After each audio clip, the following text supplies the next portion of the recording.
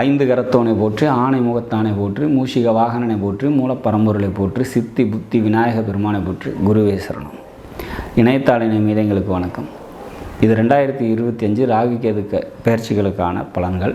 வரக்கூடிய மே மாதம் 18ஆம் தேதி இரவு 8:45 மணிக்கு ராகு பகவான் மீனராசிலிருந்து பயிற்சியாகி கும்பராசிக்கும், கேது பகவான் பயிற்சியாகி கன்னியிலிருந்து பயிற்சியாகி சிம்மராசிக்கும் வராங்க. இது எப்படி இருக்க போது சிம்ம ராசியை பொறுத்த வரைக்கும் அப்படிங்கிறத பார்க்கலாம். இது வரைக்கும் ராசிக்கு 12ஆம் வீட்டிலேருந்து பல நன்மைகளை தந்துக்கிட்டு இருந்த ராசிக்கு 2ஆம் வீட்டில் இருந்தார் கேது பகவான். அவர் பயிற்சியாகி இப்போ ராசிக்கே வரப்போகிறார். இது வரைக்கும் ராசிக்கு உங்களோட சிம்ம ராசிக்கு 8ஆம் வீட்டில் இருந்த ராகு பகவான் பயிற்சியாகி இப்போ 7க்கு வர போகிறாங்க. 8ஆம் வீட்டில் ராகு இருக்கிறது கொஞ்சம் சிரமத்தை தான் வந்திருக்கும். 2ஆம் வீட்டில் கேதுவும் பார்த்திங்கனாக்கா ஒரு சில குடும்பத்தில் குழப்பங்கள்லாம் கொடுத்துருக்கலாம்.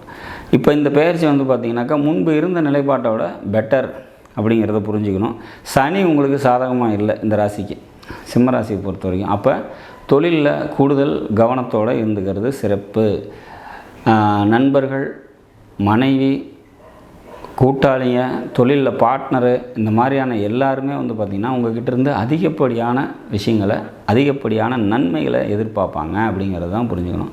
நியாயம் அப்படின்றது ஒன்று இல்லாமல் நடந்துக்கிறதுக்கான வாய்ப்புகள் உண்டு. 7ல் ராகு இருக்கும்போது இந்த சமுதாயத்தோட அணுகுமுறைகள் உங்கள்கிட்ட நியாயமாக இருக்காது அப்படிங்கிறத நம்ம புரிஞ்சுக்கணும். கேது ராசிக்கே வர்றது பார்த்திங்கனாக்கா தாயாரோட உடல் ரீதியான பாதிப்புகளை தரும் அப்படிங்கிறத புரிஞ்சுக்கணும். தாயாரோட உடல்நிலையில் கூடுதல் கவனத்தை நம்ம ஏற்படுத்திக்கணும். தேவையற்ற அழைச்சலும் விரயமும் ஏற்படும் அப்படிங்கிறத புரிஞ்சுக்கணும்.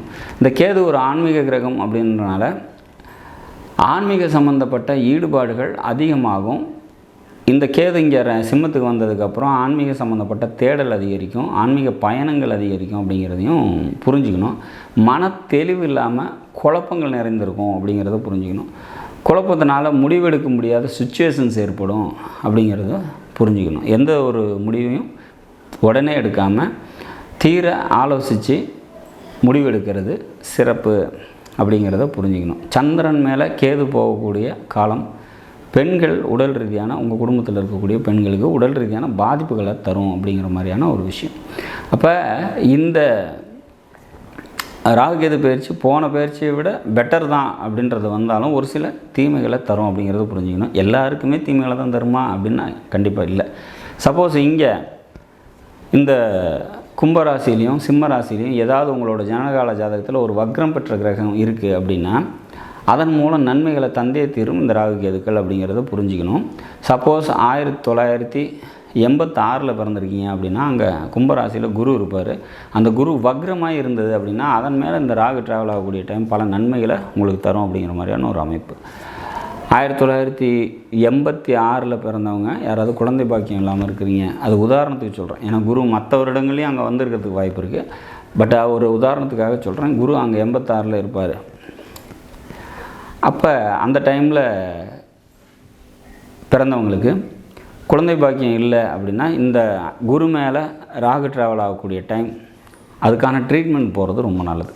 சப்போஸ் 1991 பிறந்திருக்கீங்க, சிம்மத்தில் குரு இருப்பார்.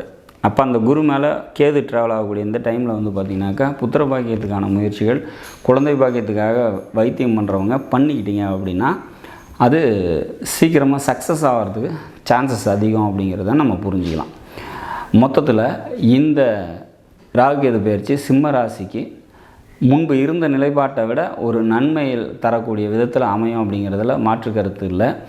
இங்கே சப்போஸ் சிம்மத்தில் சனி இருக்க பிறந்தவங்க, கும்பத்தில் சனி இருக்க பிறந்தவங்களுக்கெல்லாம் சனி வக்ரமாகாமல் இருந்தது அப்படின்னா தொழில் ரீதியான சிரமங்களை தரும் அப்படிங்கிறத புரிஞ்சுக்கணும். சப்போஸ் மாசி மாதத்தில் பிறந்திருக்கீங்க, சிம்ம ராசியில் பிறந்து மாசி மாதத்தில் பிறந்திருக்கீங்கன்னா கும்பத்தில் சூரியன் இருப்பார். சூரியன் மேலே ராகு போகக்கூடிய காலம் தந்தைக்கு உங்களுக்குமான கருத்து வேறுபாடுகள் ஏற்படும், தந்தைக்கு உடல் ரீதியான பாதிப்புகளை தரும் அப்படிங்கிற மாதிரி விஷயங்கள்லாம் கொஞ்சம் புரிஞ்சுக்கணும் அப்படிங்கிறத தெரிஞ்சுக்கணும்.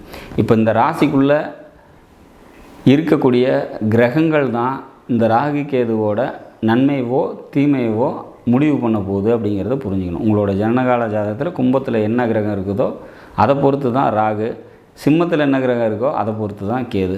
கிரகங்கள் இல்லை அப்படின்னாக்கா ஓரளவுக்கு நன்மை அப்படிங்கிறது புரிஞ்சுக்கணும். கண்டிப்பாக சந்திரன் இருப்போம் இல்லையா, சந்திரன் மேலே தான் கேது வருது. அதனால தான் நீங்கள் சிம்ம ராசி, அது மேலே கேது ட்ராவல் ஆகக்கூடிய டைம். அப்போ அந்த டைம் வந்து பார்த்திங்கனாக்கா உடல் ரீதியான பாதிப்புகளை தரும், மன ரீதியான குழப்பத்தை தரும். இதில் மாற்றம் இல்லை. இப்போ இந்த உடல் ரீதியான பாதிப்பையும் மன ரீதியான குழப்பத்தையும் எப்படி சரி பண்ணிக்கலாம் அப்படின்னா, மனித முகமற்ற தெய்வ வழிபாடுகள் இதுக்கு இந்த ராகு கேது பயிற்சியை ஈடு செய்ய விதத்தில் அமையும். மனித முகமற்ற தெய்வங்கள் அப்படின்னா ஆஞ்சநேயர், பிரித்யங்கா தேவி, விநாயகர், ஜீவசமாதி வழிபாடு, இதெல்லாம் வந்து பார்த்திங்கன்னா இந்த ராகு கேதுக்களுக்கு ரொம்ப பிடித்தமான ஒரு விஷயம். இந்த வழிபாடுகளை செய்கிறவங்களுக்கு இந்த ராகு கேதுகள் பெருமளவு நன்மைகளை தரும் அப்படிங்கிறதுல மாற்று இல்லை. நாட்டு மக்களும் நலமுடன் வாழ நவகிரகங்களை வேண்டி அமைகிறேன். நன்றி, வணக்கம்.